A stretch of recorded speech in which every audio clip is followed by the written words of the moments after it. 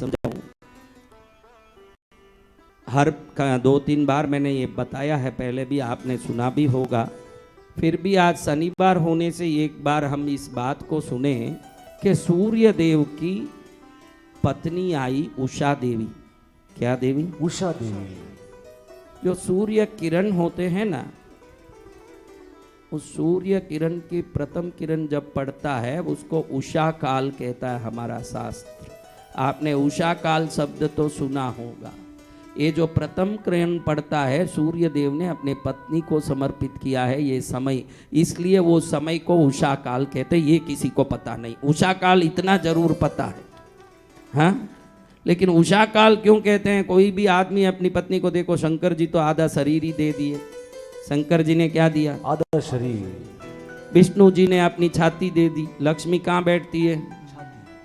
हाँ, विष्णु वक्षस्थल स्थितायै नमः। महालक्ष्मी के 108 नाम में वक्षस्थल दे दिया। क्या दे दिया? वक्षस्थल। महालक्ष्मी बैठती है।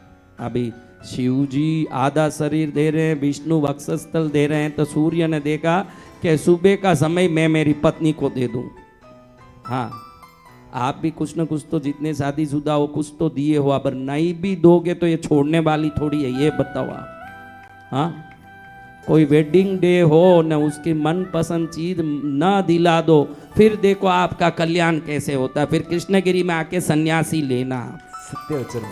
हाँ, क्या करना? सन्यास लेना।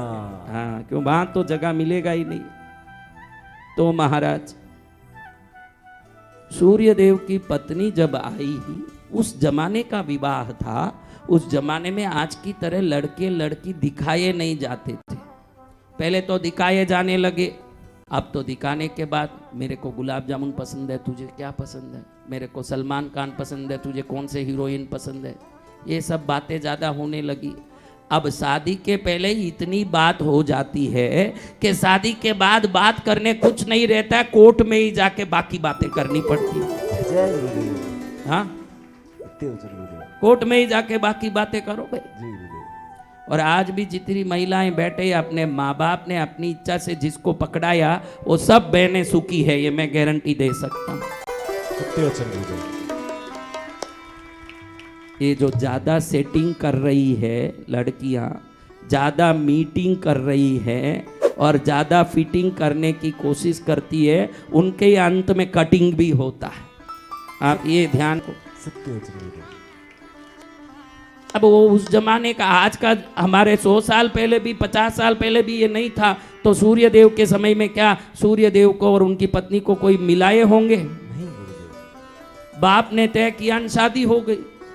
अब जब वो आई सूर्य लोक में, तब देखती है कि अनंत प्रकाशित सूर्य देव का जो तेज है उसको वो झेल नहीं पा रही है। इतना तेज आ रहा शरीर में। देखो, हम सूर्य से कई मिलियन माइल दूर बैठे हैं, हम आप गर्मी में तड़पते हैं। जैसे ही ये फैन बंद करे, बहनें ऐसे ऐसे ऐसे ऐसे करने लगती है, हवा लेने लगती है साड़ी से। आदमी के पास ऐसे पल्लू नहीं है, नहीं तो वो भी यूं यूं करे। हाँ, बहनों को ये फायदा दे दिया भगवान ने, पल्लू दे दिया, ऐसे ऐसे किया। लेकिन ध्यान रखना माताओं, आपको एक अच्छी बात सिखाता हूँ। कौन सीखेगा? सभी सीखेंगे। तो आज सिखाता हूँ। देखो सामने कौन बैठे हैं कलश में? देवता बैठे हैं ना, भगवान बैठे हैं ना, पद्मावती बैठी है ना।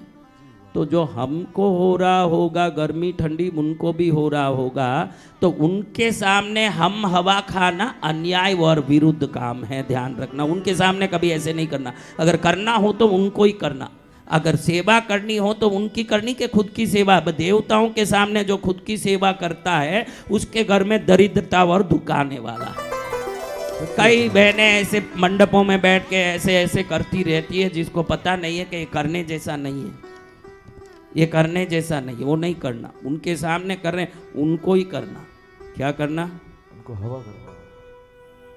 फिर महाराज, आपके तो पंखे चल रहे हैं, आप क्यों ये कर रहे हो? आपने नहीं पूछा, मैं ही बोलूं। मैं जितने कलश में देवता बैठाता हूं ना, उन सभी देवताओं को उस विधान के अंत में मेरे शरीर में ही लेता हूं। तो इधर बैठे हुओं को पंखा जला रहा हूं, मैं तो 22 साल बगैर पंखा लाइट रहा हुआ हूं। मुझे किसी पंखे की जरूरत नहीं है, पूरी दुनिया जानती है मेरी। अभी तो भगवती को हवा दे रहा हूँ। किनको? भगवती को हवा दे रहे। हाँ, इसीलिए भगवती का तेज है कि वो अंदर बैठी हुई है। तब किसी को देखो नहीं, एक क्षण में। कल हैदराबाद वाले बुड्ढे का यहीं से कैसे इलाज हुआ, देखा? देखा? अरे मेरी औकात ही क्या के इलाज करूं, अंदर बैठी हुई कर रही है सब इलाज। भगवती माँ कर रही है। औकात, कोई औकात होगी तो करेंगे ना महाराज। वो तो अंदर वाले कर रहे हैं। भैरू जी भी अंदर बैठे हैं, माता जी भी अंदर बैठे, इसलिए कब भैरू जी आएंगे कह नहीं सकते, सावधान रहना। सावधान। कब माता जी आएगी न प्रेम आएगा वो भी नहीं कह सकते, क्योंकि मेरा पूरा जीवन, मेरे शब्द, मेरे चलन चाल जो भी हैं देवताओं से संवादित होता है। कभी गुस्सा आता है, कभी प्रेम आता है। आप देख सकते हैं ऐसे संत बहुत मुश्किल से मिलते हैं जो मन में लगा वो बोल देते हैं, क्योंकि वैसे बोलने वालों के दरबार में कोई आएगा नहीं। लेकिन मैं नहीं बोलता हूँ, भैरू जी बोल रहे हैं, मैं क्या करूँ? जय गुरुदेव। कौन बोल रहे हैं? भैरू जी। तो भैरू जी से सावधान रहिए। किससे? भैरू जी से। हाँ। तो अब महाराज उषा देवी ने देखा कि पति तो बहुत गर्म है, लेकिन छोड़ के चले जाऊं, क्या सूर्यलोक में कोर्ट होगा? डाइवर्स का कोई विधान उस समय रहा होगा? वो तो परम सती औरतें थी, है आज भी वो दैविक शक्तियां। तो उसने सोचा कि मैं तो रह नहीं सकती इतनी गर्मी सहन करके, ये तो मोम की तरह मुझे पिघाल रहे हैं। जैसे मोम पिघल जाता वैसे इनके सामने जाते ही मेरा शरीर पिघल रहा है, लेकिन इनकी सेवा करना मेरा धर्म है, मैं क्या करूं? सोचा तो सोच करके अपने शरीर से एक प्रतिरूप निकाला। क्या निकाला? हूबहू। अभी देवताओं के लिए कौन सी बड़ी बात है भाई? माँ पार्वती, इसने तो प्रतिरूप निकाला। पार्वती माँ ने तो हल्दी के उबटन से ही गणेश जी बना दिए, ये कौन सी उनके लिए बड़ी बात है महाराज? वो तो शरीर से एक प्रतिरूप निकाली। हमारी पार्वती माँ ना रही थी, सोचा कि मेरे भी कोई बच्चे हों, सबके बच्चे हैं, सब बच्चे के वरदान मांगने मेरे पास आप सब जाते हो ना, भगवान बच्चा दे दो, बच्चा दे दो। भगवती ने सोचा कि पूरी दुनिया मेरे से बच्चा मांगती है और मेरे ही बच्चे नहीं, मैं क्या करूं? इतना हल्दी लिया, उसमें अपनी शक्ति डाला, वो हल्दी का उपटन का पिंड माँ बोलने लगा, जो गणपति बन गया। जय गुरुदेव। हाँ, तो ऐसे देवताओं के क्या भाई, एक प्रतिरूप निकाला। इसका ही प्रतिरूप होने से इसके तरह था, लेकिन वो प्रतिरूप होने से छाया की तरह था, उसका नाम इसने छाया रख दिया। छाया काला रंग का होता है, ये रूप छाया की तरह था। और इसने निवेदन किया कि मेरे पति की गर्मी में सहन नहीं कर पा रही हूं, तुम तो छाया हो, तुमको ये गर्मी ठंडी कुछ नहीं करेगी, तुम इनकी सेवा करो। कभी ये ज्ञान में मत आने देना कि तुम डुप्लीकेट हो, सेवा करना। वो सेवा में लग गई। कौन लग गई सेवा में? ये हिमालय के पर्वत कर तलेटी में जाके अश्विनी बन के, क्या बन के? अश्विनी, घोड़ी। सीधी भाषा में क्या बोलना? घोड़ी बन के उधर तपस्या करने लगी। इस घोड़ी को सूर्य घोड़ा बन के जब जुड़े बाद में, तो उत्पन्न हुए दो, वही अश्विनी कुमार हैं। अश्विनी कुमार नाम सुना हो? वैद्यों के देवता अश्विनी कुमार भगवती उषा सूर्य पुत्र हैं। हाँ, सूर्य के कई पुत्र हैं। यमराज सूर्य पुत्र हैं, आपको पता नहीं हो, यमराज सूर्य पुत्र है। यमराज की बहन यमुना, यम यमुना जनकाय, यम और यमुना दोनों भाई बहन है। यमुना नदी जो आप दर्शन करते हो, जमुना जी में जाते हो ना, जाते हो जमुना जी में? मीठी रस सी भरी सी राधा रानी लागे, राधा रानी मन प्यारो प्यारो यमुना जी रो पानी लागे, मन प्यारो प्यारो यमुना जी रो पानी लागे। आप जिस प्यारे पानी की यमुना की बात करते हो, सूर्य पुत्री है यमुना। कौन है? सूर्य पुत्री। सगे भाई हैं यमराज। इसीलिए शास्त्र कहता है जो सूर्य नमस्कार सुबह उठ के करेगा, उनके पास यमराज जल्दी नहीं आएंगे, ये उनकी ताकत है। समझ रहे? तो महाराज छाया को सेवा में छोड़ के उषा देवी हिमालय की तलहटी में साधना करने गई, घोड़ी बन के बैठी रही। इधर छाया देवी है, डुप्लीकेट है, सूर्य को पता ही नहीं चला, क्योंकि इतने विवेक से उन्होंने सेवा किया, उनको दिमाग ही नहीं लगाना पड़ा। जीवन चल रहा था, एक पुत्र उत्पन्न हुआ। अभी छाया का पुत्र है, छाया पीछे चलता है, वैसे वो पुत्र मंद था। कैसे था? मंद। और गति भी मंद, बुद्धि भी मंद, और देखने में भी काला। छाया पुत्र, छाया का रंग क्या होता है? काला। ऐसे ही काला बच्चा हुआ।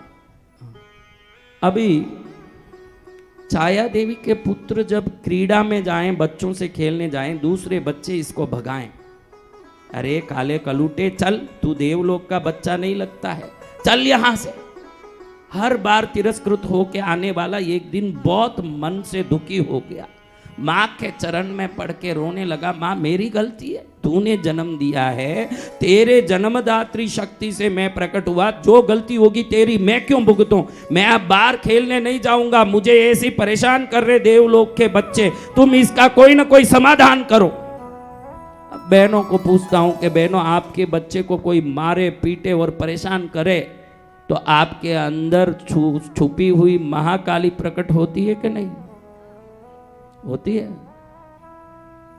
कोई भी पत्नी जब तक बच्चा नहीं होता है तब तक ही पत्नी रहती है। उसका अर्थ ये है कि जब तक बच्चा नहीं होता है तभी तक पति की प्रेम और चिंता करती है। जैसे ही बच्चा हो जाता है वो माँ हो जाती है, पहले बच्चे की चिंता करती है, बाद में पति की चिंता।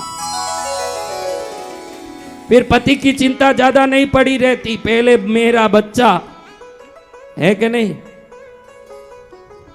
माँ बच्चों की जान होती है, हो खुश नसीब है जिनकी अपनी माँ होती है, वो खुश नसीब है जिनकी अपनी माँ होती है। माँ तो प्यारी है, सबसे दुलारी है, प्यारी प्यारी है, हो माँ,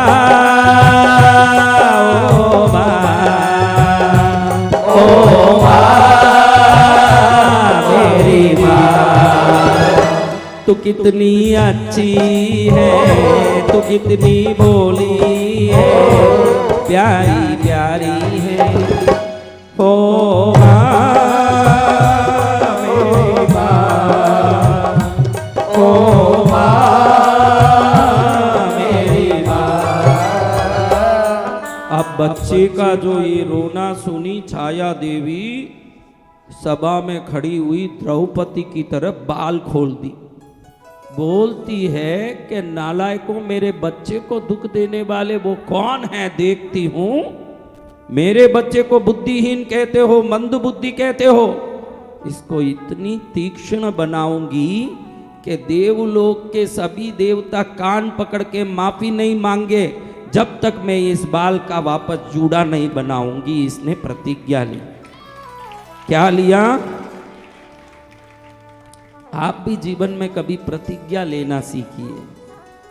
आपके मन में है ना, आपको अच्छी बात ये समझाता हूँ कि जब आप कोई काम करना चाहते वो नहीं हो रहा है, मन में प्रतिज्ञा लीजिए कि जब तक ये पूरा ना पड़े आम नहीं खाऊंगा, मिठाई नहीं खाऊंगा। एक छोटी सी त्याग की प्रतिज्ञा की जिद तप का बल बन के आपका काम पूरा कर सकता है। जय गुरुदेव। मैं सब खाऊंगा, सब पीऊंगा, जैसे हूं वैसे रहूंगा, लेकिन सब काम हो जाना चाहिए, कभी नहीं होगा। अगर दिल में एक जिद्दी आ गई, टारगेट बनाइए, वो टारगेट पूरा नहीं हो रहा है, जब तक मैं कृष्णगिरी आ जाऊंगा रसगुल्ला नहीं खाऊंगा। हाँ, वो तब एक त्याग हम में जिद्दी उत्पन्न करेगी तो वो आंतरिक शक्ति बढ़ाएगी। जूड़ा खोली हुई छाया की शक्ति ने प्रेरित किया कि मैंने जूड़ा तो खोल दिया, लेकिन मेरे बेटे को श्रेष्ठ नहीं बनाऊंगी जब तक मेरी प्रतिज्ञा पूरी नहीं होगी। श्रेष्ठ बनाने के लिए श्रेष्ठ गुरु की जरूरत है। किसकी? श्रेष्ठ गुरु की। क्योंकि ये तो मंद बुद्धि है, ये तीक्ष्ण बुद्धि होना हो, कोई तीक्ष्ण गुरु भी तो चाहिए। जी भगवान। हाँ? बिना गुरु घोर अंधेरा, बिना गुरु, हाँ?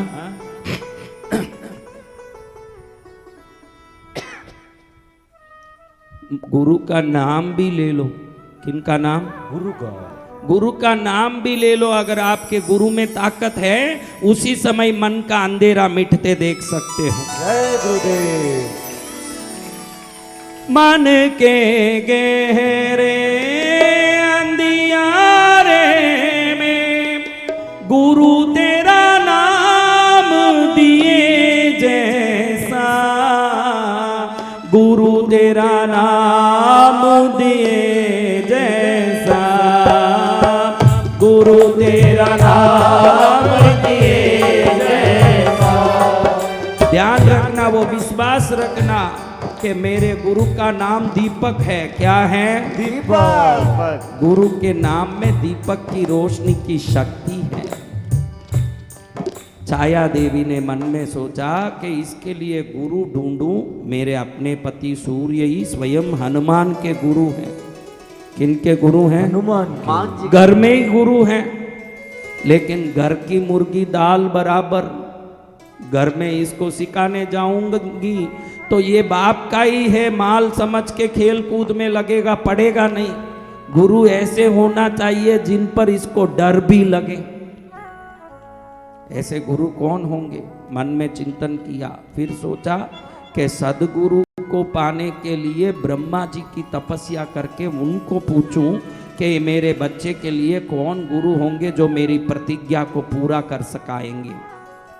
तो ब्रह्म तप में लगी छाया देवी। ओम ब्रह्मदेवाय नमः। टीवी सीरियल में सभी राक्षस किसका नाम ले? हाँ, इधर ब्रह्मदेव वरदान दे दें, उधर शंकर या नारायण जी को आके फिर सुलटाना पड़े। यही तो है।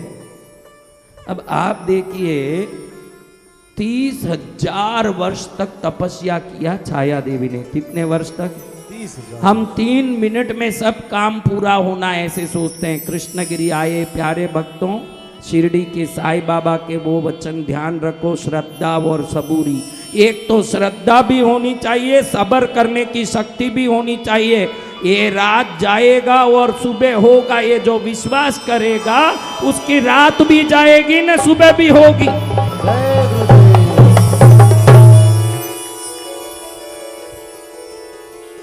30,000 वर्ष की तपस्या के बाद ब्रह्मदेव प्रकट हुए। कहते हैं, सूर्य पत्नी क्यों याद किया है? वैसे ही कह देती मैं आ जाता। छाया देवी ने कहा कि मैं विधिवत आपको बुलाना चाहती थी, मेरे तपस्या से आप आए तो मेरे बेटे के लिए उसको अस्त्र विद्या, शस्त्र विद्या, भूगोल विद्या, खगोल विद्या, गणित विद्या, मंत्र विद्या, तंत्र विद्या, धनुर्विद्या, वेद विद्या, ज्योतिष विद्या, आगम विद्या, ज्ञान विद्या, नक्षत्र विद्या, ग्रह विद्या, आकाश विद्या, पशु विद्या, पक्षी शास्त्र विद्या, भाषा विद्या, ज्ञान विद्या, योग विद्या, तार विद्या, परतार विद्या, परिष्ट विद्या, अरिष्ट विद्या, शत्रुमर्दन विद्या, अष्ट सिद्धि विद्या, परकाया प्रवेश विद्या आदि समस्त विद्याओं से परांगत कर सके। ऐसे गुरु को बताने की कृपा करें प्रभु। ऐसे गुरु जो इस बच्चे के गुरु बन के इसकी बुद्धि को तीक्ष्ण कर दें, इसकी मंदता से इसको निवृत्त कर दें, इसका कल्याण कर दें प्रभु। क्या कर दें? कल्याण।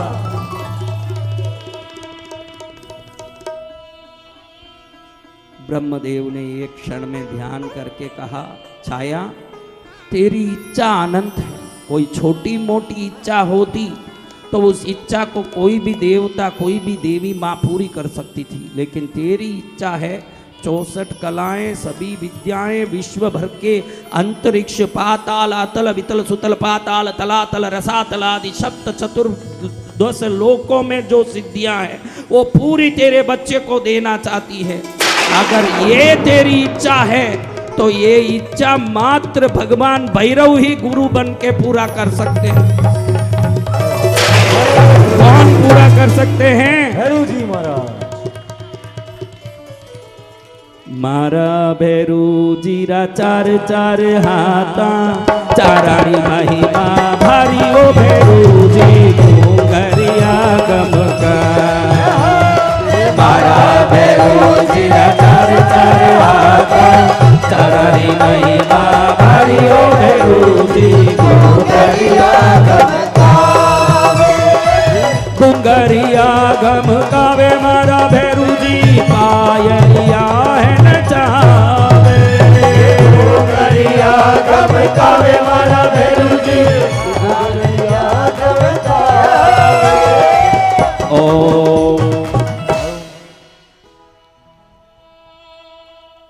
भैरू जी की दरबार में पहुंचना इतना सरल नहीं है छाया। मैं जानता हूं कि सप्त भुवन के पति श्री सूर्य देव तेरे पति हैं, फिर भी तेरे लिए भी असंभव है कि भैरव लोक में तू पहुंच पाए। त्रिभुवन तारक भगवान शंकर अपनी अर्धांगिनी को भैरवी बना के स्वयं भैरव बन के विश्व मंगल के लिए रक्षा रूप धारण किए हैं।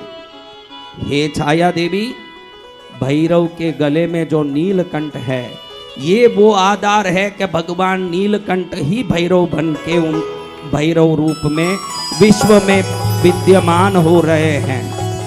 ऐसे भैरवनाथ का दर्शन संभव नहीं है, फिर भी अगर तू दर्शन कर लेती है, उनसे अपने निवेदन रख पाती है, तो निश्चित ही तेरी मनोकामना पूर्ण होगी। मेरा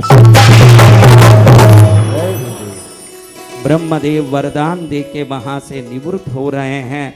उसी समय उत्कंठित छाया देवी भैरव लोक में अपने बेटे को लेके जाने लगती है सूर्य लोक। कौन सा लोक? सूर्य लोक।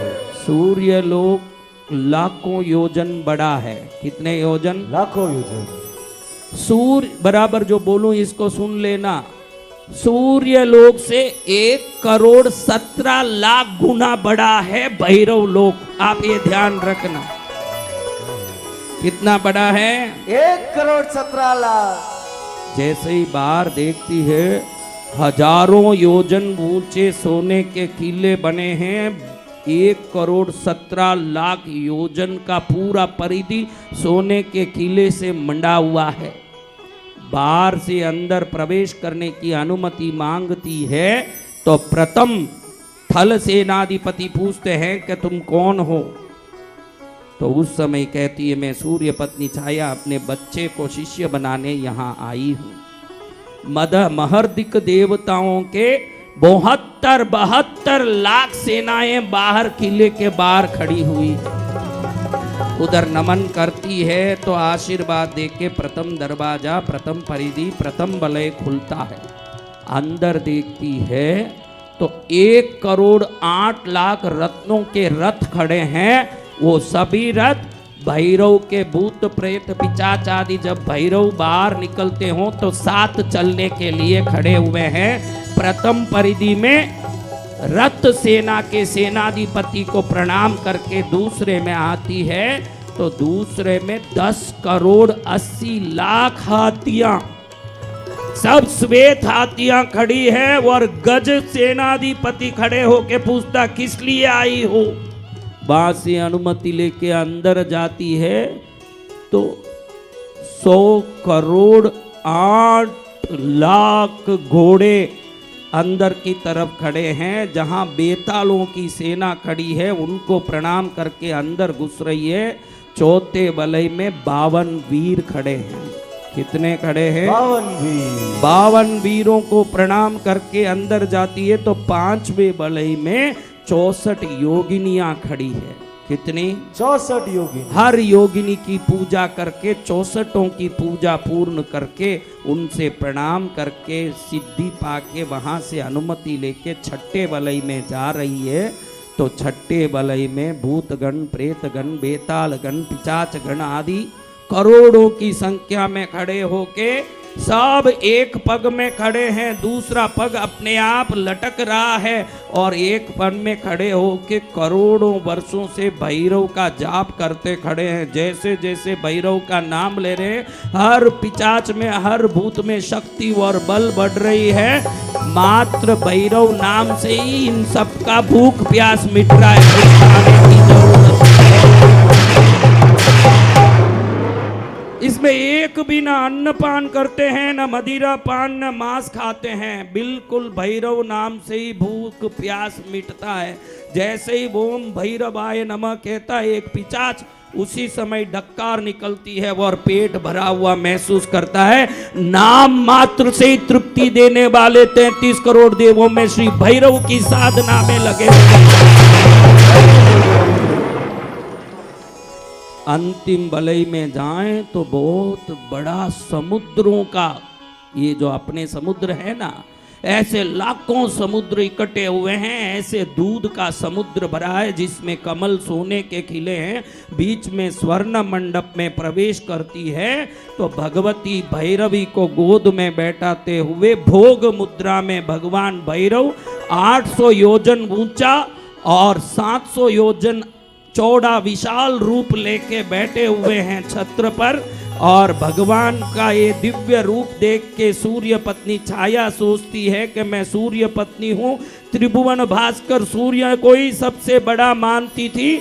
आज ये भैरव का स्वरूप देख के मुझे लगा कि भैरव के चरण के सामने सूर्य देव राई जितने भी बड़े नहीं। ऐसी भगवती की गोद में बैठी हुई भैरवी देवी स्वयं भगवती पार्वती भैरवी बनी हुई है।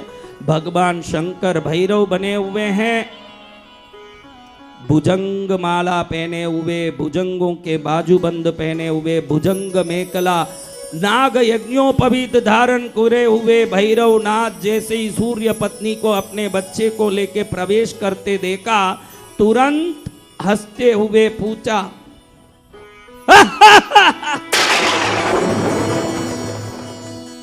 कैसे आना हुआ छाया देवी, क्या बात है?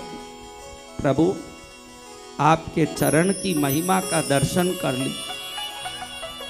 मैं रोज सोचती थी कि संसार में हनुमान जी जैसे महाबली को विद्या देने वाले मेरे पति सूर्य देव के पराक्रम की कोई समानता नहीं है, लेकिन आज मैंने देखा कि सूर्य देव अगर अंबारी हैं तो आप तो हाथी हैं। मैंने ये आज देखा।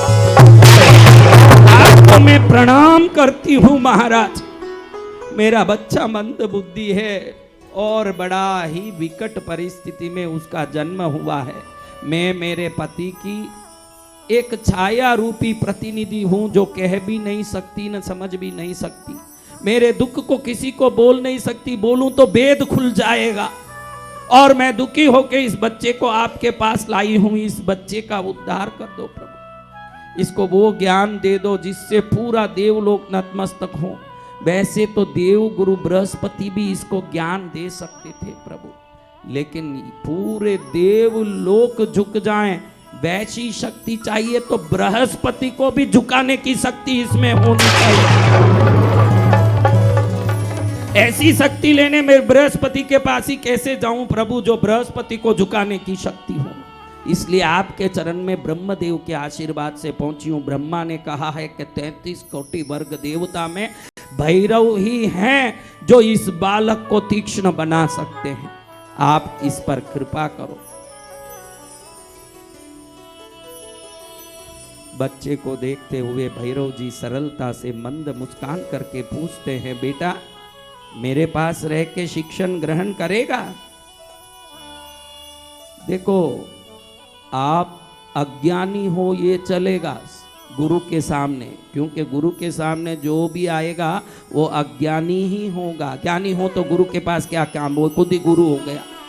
तो आप अज्ञानी हो, ये अज्ञानता लेके कहीं भी चलो चलेगा गुरु के पास। अयोग्य होके नहीं जाना चाहिए, अज्ञानी होके जाओगे तो चलेगा। गुरु के पास अज्ञानियों का शरण है, अयोग्यों को शरण नहीं है। बच्चे की योग्यता देखने के लिए भगवान भैरव कहते हैं, बेटा मेरे से शिक्षण ग्रहण करेगा?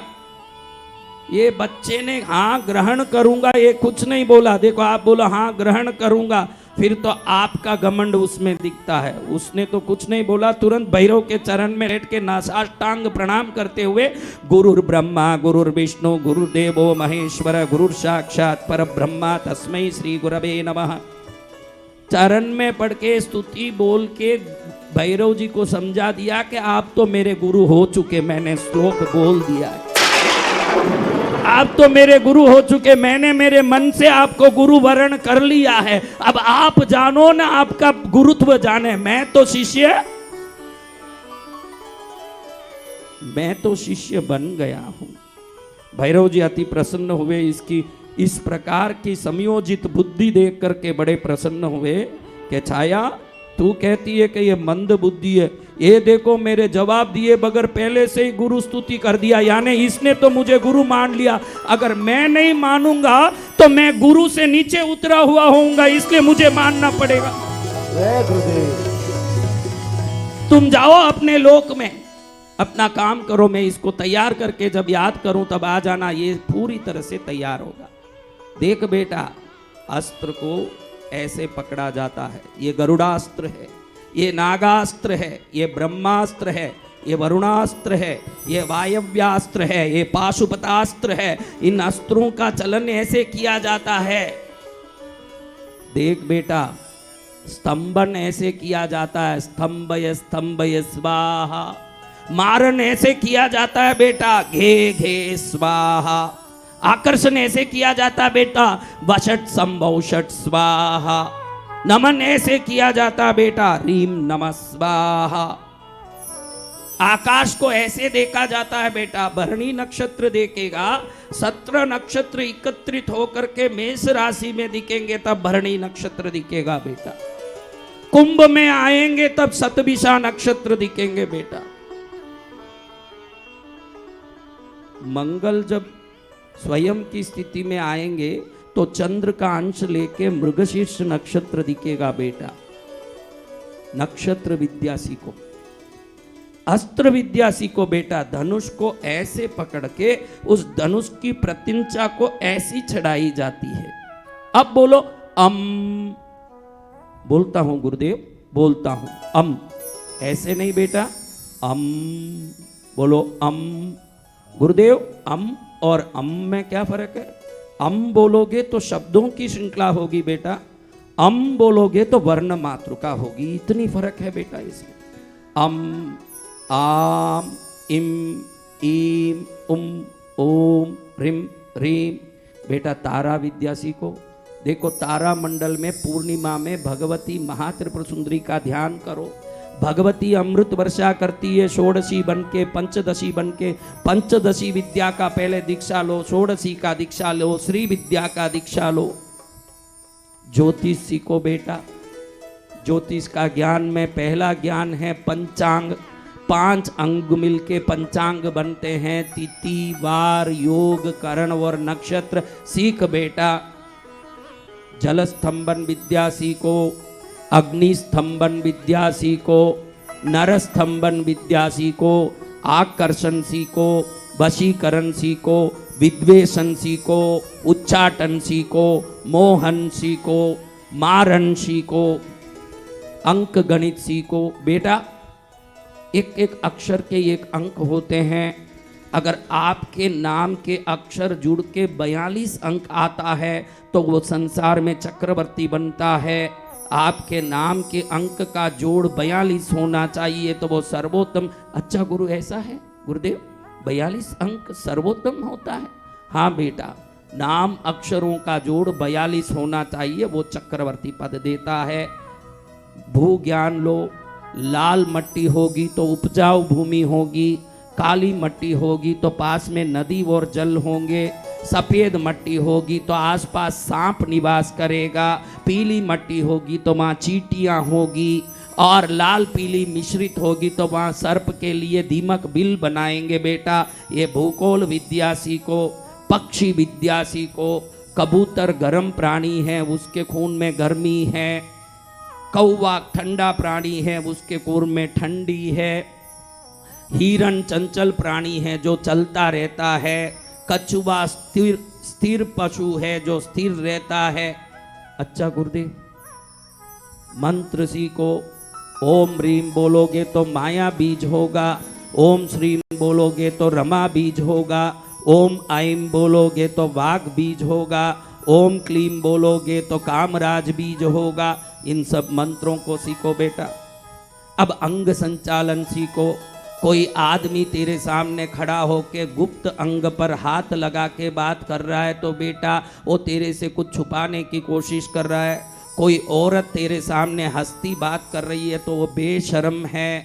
कोई आदमी तेरे सामने खड़ा हो और एक पैर अपने जांग पर लगा के बात कर रहा है तो तुझे धोखा देगा। अगर तेरे सामने कोई बात कर रहा है और आंख घड़ी घड़ी ऐसे मीच खोल के बात कर रहा है, आंख मार रहा है, तो समझना ये आदमी तेरे कोई न कोई प्रकार से परेशान करने की अंदर में कोई योजना बना रहा है। सब सीख बेटा। लाल रंग सिद्धि देती है बेटा, हरा रंग ज्ञान देता है, काला रंग भय निवृत्त करता है, सफेद रंग शांति देता है। रंगों के बारे में जानो, वर्ण विद्या जानो, दिशा का जानो। पश्चिम में मुख करके युद्ध में जाओगे तो युद्ध में विजय होगा। दक्षिण में मुख करके युद्ध में जाओगे तो शत्रु का सेनापति सबसे पहले मरेगा। उत्तर में युद्ध करने जाओगे तो उत्तर दिशा की ओर जब भी जाओगे युद्ध के लिए आवश्यक धन समृद्धि प्राप्त होगी। पूर्व दिशा में जब आप युद्ध करने जाओगे तो उस युद्ध में निश्चित ही तुमको विजय होगा। अग्नि, नैऋत्य, वायु और ईशान कोण में मुख करके युद्ध में नहीं जाना बेटा। मंत्र में भी, दीपक जलाने में भी दक्षिण दिशा में मंत्र जाप दीपक नहीं जलाना। ये मंत्र शास्त्र सीखो, धनुर्विद्या सीखो, अस्त्र विद्या सीखो, ज्योतिष विद्या सीखो, अंक विद्या सीखो, वर्ण विद्या सीखो, वाक विद्या सीखो, भाषा विद्या सीखो। 7 लाख वर्षों तक भगवान भैरवनाथ ने इस बच्चे को ज्ञान दिया।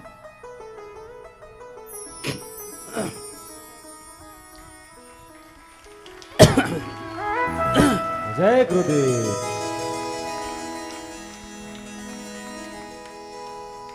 जीत बैठा वे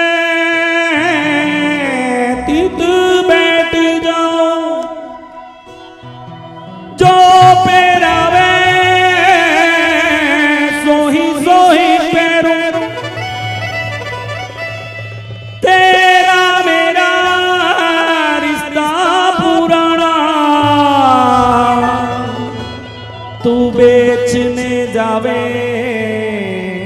शिष्य कह रहा है तेरा मेरा रिश्ता पुराना, तेरा मेरा रिश्ता पुराना, तू बेचने जावे तो बिक जाओ। गुरु मेरी पूजा, गुरु गोविंद, गुरु मेरे पार ब्रह्म, गुरु भगवंत। गुरु मेरी पूजा, गुरु गोविंद, गुरु मेरे पार ब्रह्म, गुरु भगवंत। गुरु मेरी पूजा, गुरु गोविंद, गुरु मेरे पार ब्रह्म, गुरु भगवंत। गुरु मेरी पूजा, गुरु गोविंद, गुरु मेरे पार ब्रह्म, गुरु भगवंत। गुरु मेरी पूजा। हाथ ऊपर करके सभी सद्गुरु की के साथ में सद्गुरु की कृपा से बच्चा पूर्ण पारंगत हुआ।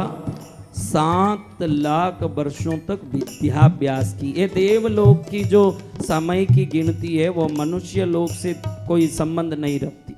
उनके उम्र भी लाखों करोड़ों कल्पों के युगों के होते हैं और उनके जीवनचर्या भी लाखों वर्षों तक ऐसे चलती है।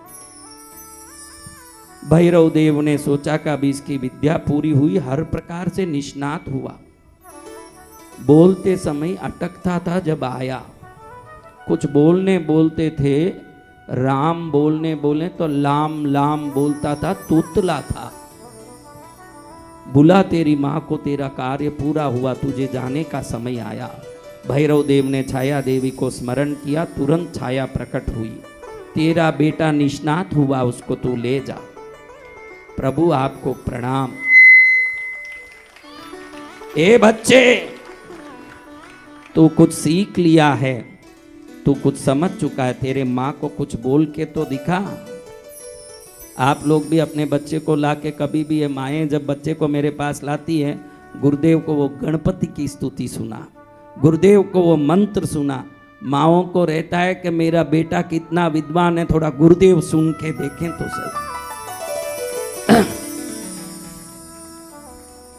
बच्चे को कहते हैं कि बच्चा, भैरव जी खुद कहते हैं कि मैंने कैसे सिखाया, छाया तू थोड़ा देख तो सही, तेरा बेटा पहले कैसे बोलता था। क्या बोलूं प्रभु, मेरे बेटे को 7 वर्षों से मैंने देखा तक नहीं, रोज उसके याद में तड़प के परेशान होती थी। मैं एक माँ हूँ, मेरा बच्चा वहाँ है, कैसा होगा ये चिंता तो नहीं था, लेकिन मेरी प्रतिज्ञा आप पूरी करेंगे ये भी विश्वास था। लेकिन एक माँ हूँ, बेटे से अलग कैसे रह सकती थी। उसका याद तो मुझे बहुत आता था, ये राम बोलना था तो लाम लाम बोलता था। प्रभु आज आपकी कृपा हो गई, क्या बोलता है मुझे तो पता नहीं, लेकिन आपके समक्ष दर्शन करूंगी इसकी। बेटा तेजस्वी हो गया है। आप ध्यान रखना, आपका रंग कैसा है ये आपकी योग्यता का निर्धारण नहीं करता, आपके संस्कार कैसे हैं ये आपकी योग्यता का निर्धारण करता है। बच्चे को भैरव जी इशारा करें, तेरी माँ को बोल के बता राम कैसे बोलता है। प्रभु राम तो बोलता ही हूँ, लेकिन आप गुरु के सामने क्या राम नाम लूं, मेरे लिए तो राम क्या, महेश क्या, विष्णु क्या, गुरुदेव आप ही मेरे सब कुछ हो, मेरे और कोई नहीं। ठीक है बेटा, क्या बोलना है बोल। मैं तो गुरुदेव आप बोलने को बोल रहे हो तो मैं आपकी स्तुति बोलूंगा, अन्य किसी का नाम नहीं मैं ले सकता। अगर आप कोई इष्ट की बोलने बोलो, मेरे पिता की बोलने बोलोगे, तो भी उन पिता को मैं पिता नहीं मानता जिन्होंने मेरे दुख के समय मुझे बेटा करके भी देखा नहीं। मेरे लिए पिता, इष्ट, कुल देवता सब आप ही हो गुरुदेव। ठीक है बेटा, क्या बोलना चाहता है। मैं आपकी स्तुति बोलना चाहता हूँ। बोल बेटा बोल, तेरी माँ को सुना, तो अब तोतला तो नहीं है, तेरी माँ को आश्वासन दे। ओम ह्रीं बम बटुकाय भैरवाय देवी पुत्राय दंडधराय भक्ताभीष्टकराय वरदाय शंकराय भद्रंकराय भद्राकाराय महाराजाधिराजाय राजराजेश्वराय त्रैलोक्यनाथाय सर्वशत्रु संहारकारिणे महाश्मशानवासिने ये ही प्रचंड प्रचंड कह कह बद बद गाते गाते स्वते जोन्सुभिर्ज्वल ज्वल प्रज्वल प्रज्वल प्रसन्नो भव प्रक्रम प्रक्रम सर्वलोकराजानां राजपुत्राणां तत्कलत्र मंत्री ग्राम सहस्राणां एव चमानयाने परसैन्य बल विध्वंसे विध्वंसे ग्रासे ग्रासे आकाश मार्गे दिक्मार्गे पाताल मार्गे स्वपराक्रमं दर्शय दर्शय सर्वदुष्ट प्रदुष्टान् शीघ्रं मर्दे मर्दे दंडय दंडय राम राम ह्रीं ह्रीं क्रों क्रों घोराय घोराय वीर वीरेश्वराय बटुकनाथाय महाप्रबोध रूपिणे सकल लोकैकभर्त्रे सकल लोकैककर्त्रे सकल निगम गुज्याय आपदुन्मोचनाय बंदी शृंखला त्रोटकाय परकृत्या प्रयोगनाशनाय परमसाम्भवाय भूत प्रेत पिशाच ब्रह्म राक्षस कुला निराकुलकारिणे सर्व उपद्रवहारिणे धर्मार्थ काम मोक्ष फलदायिने द्वादशमूर्तये सहस्रमूर्तये आनंदमूर्तये अनंतमूर्तये द्विपंचाशत्स्वरूपिणे वाग्व्यापार प्रचारिणे नमोस्तु वरदायिने मम कार्याविषाविष प्रविश प्रविश मम सर्वरोगं कष्टं संकटं निवारय निवारय उपद्रवं मोचय मोचय विघ्नानि नाशय नाशय वाञ्छितानि पूरय पूरय जगद्गुरवे जगत्साक्षिणे सर्वमंगलकारकाय श्रीमते महाभैरवाय सर्वमंगलं जयं जयं आरोग्यं ऐश्वर्यं आनंदं शुभं कुरु कुरु स्वाहा।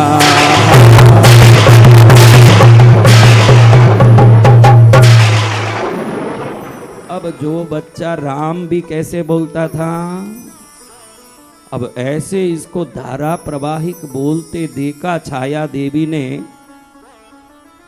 आंख में आंसू आ गए। वाह बेटा, अब ये जूड़े को बनाने का समय आ गया। बच्चा बोलता, माँ एक क्षण दो, मैं गुरुदेव से अनुमति लेके आता हूं। गुरुदेव आपने बताया कि गुरु की कृपा की दक्षिणा देनी चाहिए, मैं आपको दक्षिणा देना चाहता हूं, मेरी दक्षिणा स्वीकार करो, फिर ही मैं मेरे पिता के लोक में जाऊंगा। वाह बेटा, तू मुझे दक्षिणा देगा, क्या लेके आया है। दूंगा प्रभु जो मेरा सामर्थ्य है, आप अनुमति तो दो। ठीक है बेटा, रोगी के घर में, किधर? रोगी के घर में, देव मंदिर में और गुरु के घर में कभी खाली नहीं जाना चाहिए। गुरु घर में, रोगी के घर में और देव मंदिर में जो खाली जाएगा वो वहां से भी खाली ही जाएगा। क्या देना दे? भैरव जी का जो स्वर्ण सिंहासन पर विशाल खड्ग रखा हुआ है, तलवार, एक आंख बंद करके खोले उतने समय में तलवार उठाया बच्चे ने, खुद के सिर पर वार किया, गर्दन से सिर अलग हुआ, खुद का ही प्राण की बलि दे के बच्चे ने, सूर्य देव का पुत्र ने, श्री भैरव देव को अपनी शिष्य दक्षिणा दी। जैसे ही बच्चे का प्राण निकला, छाया देवी कान पर हाथ रख के रोने लगी, चिल्लाने लगी कि बेटा, मैं तो तुझे इसलिए यहाँ लाई थी कि मेरी प्रतिज्ञा पूरी करने वाला मेधावी तू बने, और तू तो प्राण ही गमा दिया। अब मिस किसके लिए ये जूड़ा बांधूंगी, क्या करूंगी? जोर जोर से रो रही है क्योंकि बच्चे का दर्द अलग हो गया न सिर। आप सबको मैं बोलूं कि कृष्णगिरी आओ, आप सबको मन चाहा आशीर्वाद देता हूं, सबको छोटी उंगली दक्षिणा में देनी पड़ेगी। क्या? छोटी उंगली। तुरंत सब भागे ना इधर से, नक भी कोई देने वाला नहीं। हाँ, क्या नहीं देने वाला? नक। देखो, शिष्य हो तो ऐसा जो अपने गुरु के लिए प्राण दे दिया। उसी समय भैरव जी ने प्रसन्न होकर के हाथ ऐसे किया, उनके हाथ से उनके दिव्य सिद्धियों के किरण निकलने लगे। वो किरण जैसे ही दड़ और सिर पर पड़ा, दोनों जुड़ गए और प्राण आ गया, बच्चा वापस खड़ा हो गया। जय गुरुदेव। क्या हो गया? प्राण वापस आ गया। बच्चा जैसे खड़ा हुआ, भैरव देव हंसते कहें कि दुनिया के कोई भी देवता बलि लेते होंगे और प्राण लेते होंगे, मेरा नाम भैरव है। मैं प्राण देने वाला हूँ, लेने वाला नहीं हूँ। क्या करने वाला हूँ? देने वाला हूँ। मैं प्राण देने वाला हूँ। ए बेटा, तूने आज मुझे जैसे प्रसन्न किया आज तक किसी ने नहीं किया।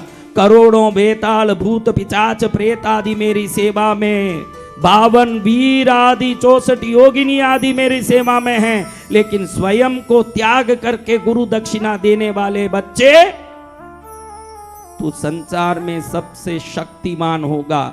उस शक्ति का प्रतीक संस्कृत में जो मैं नाम आज तेरा रखता हूं, उस शक्ति के प्रतीक से हे बच्चे, हर बच्चे का उनके माँ बाप ने नामकरण किया होगा।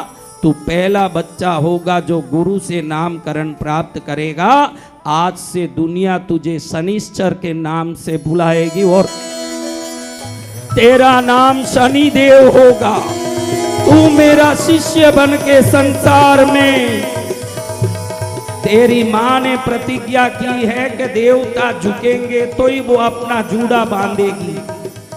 देवता तो क्या, ये साउंड अपनी पड़ रही है, साउंड कूटूंगा, देखो करेंगे, साउंड कूटूंगा, बाइस तो रंगा। देवता तो क्या, मैं स्वयं शंकर भैरव बन के आया हूं। जब ये बच्चा मेरे कैलाश पर चढ़ के मुझे देखने आएगा, मुझे ही डर के भागना पड़ेगा कि ये शनि आ गया है और मुझे पकड़ेगा। देवलोक की तो बात क्या, मैं भैरव वरदान देता हूं कि इसके सामने नारायण को, विष्णु, ब्रह्मा, महेश को भागना पड़ेगा कि शनि आके मुझे पकड़ न लें। लेकिन हे शनि, ध्यान रखना, जो मेरा नाम लेते हैं, मेरा भजन करते हैं, वो मेरे भक्त होने के कारण, तू भी मेरे भक्त होने के कारण वो तेरे गुरु भाई हो जाएंगे। उनका कभी अनिष्ट मत करना। जय गुरुदेव। ये मेरा आदेश है तुझे। जो मेरा भजन करेंगे, एक दिन में 3 बार भी ओम भैरवाय नमः नाम ले लेंगे, कभी उनके दरवाजे पर फटकने की कोशिश मत करना। जय गुरुदेव। और तुझे ये भी आदेश देता हूं कि मैं भैरव तिल के तेल का दीपक से प्रसन्न होता हूं। तू भी गुरु का अनुसरण करके जो तुझे तिल का तेल का दीपक जलाएंगे, उन पर प्रसन्न होते रहना। तेरा कल्याण होगा। और तेरे ये पराक्रम का जो शनि मैंने नाम रखा है, इस घटना की कथा को जो भी शनिवार को सुनेंगे उनको सभी शनि पीड़ा से तू मुक्त कर।